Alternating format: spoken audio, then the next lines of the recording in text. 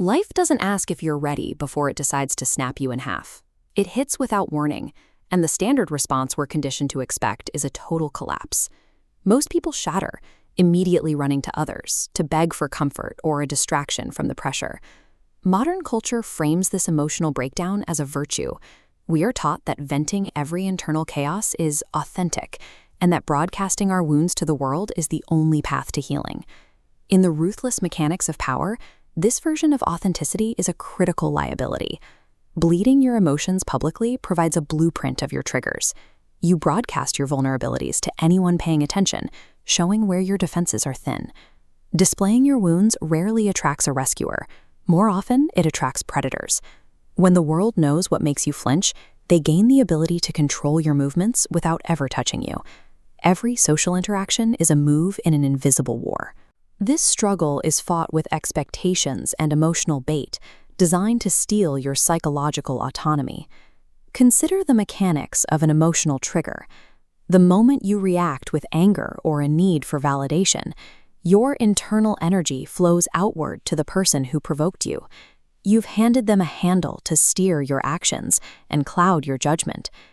Machiavelli observed that a predictable mind is an owned mind. He understood that as long as your reactions are automatic, you are prey. Real power begins with the realization that your internal state is the only territory that matters. When peace relies on external validation or predictable outcomes, you are a hostage to your environment. A strategist, however, understands that leverage is found in the refusal to be moved. The first move toward reclaiming power is a deliberate retreat. This is chosen isolation, a maneuver to escape the noise and illusions that keep your mind in a state of constant reaction. This retreat differs from simple loneliness. Loneliness is a passive state that craves company. Strategic solitude is an active environment where you confront your own flaws. It is the laboratory where the version of you that depends on others is dismantled. During this phase, you conduct an audit of your own mind. You identify the victim narratives and emotional addictions that have governed your choices. You examine every story that tells you you've been wronged, and you systematically kill those narratives off. You aren't hiding, you're rebuilding. This solitude is required to construct a mental architecture that no longer requires the world's permission to exist. A strategist categorizes pain differently than a victim. In the Machiavellian mindset, pain is stripped of its emotional weight and treated strictly as raw data.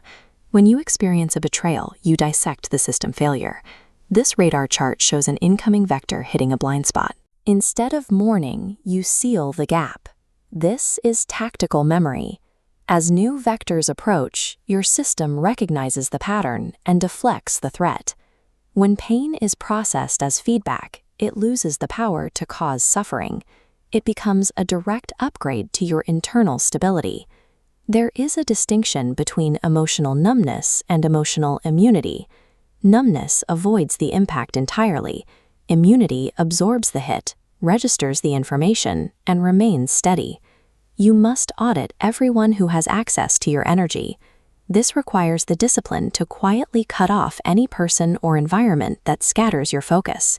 If a connection drains you, sever it without a loud announcement or a need for closure.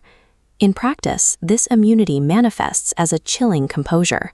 When faced with chaos or an insult, you respond with calculated silence. You observe the attempt to manipulate you, you categorize it, and you choose not to enter the argument.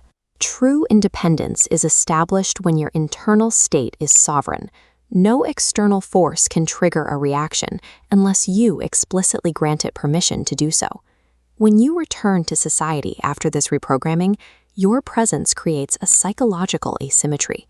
You walk into a room as someone who no longer over-explains, no longer seeks applause, and no longer offers a predictable emotional surface for others to grab onto. This silence acts as a psychological mirror. Human beings are hardwired to decode patterns. When you refuse to provide the expected emotional reaction, the other person's brain enters a state of high alert.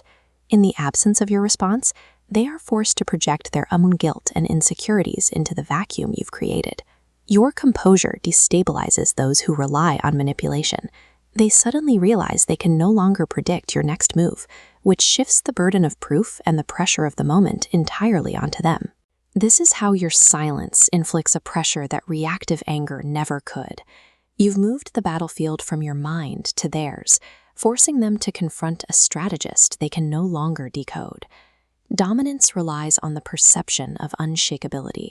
When you demonstrate total self-control, you generate an aura of invincibility because you've proven that you cannot be bought, baited, or broken by external circumstances. The most effective revenge against a world that tried to break you is the achievement of total self-governance. You have built a mind that answers to nothing but its own logic. The world does not reward softness. It responds to the mind that refuses to yield. He who commands his own internal state inevitably commands the environment around him.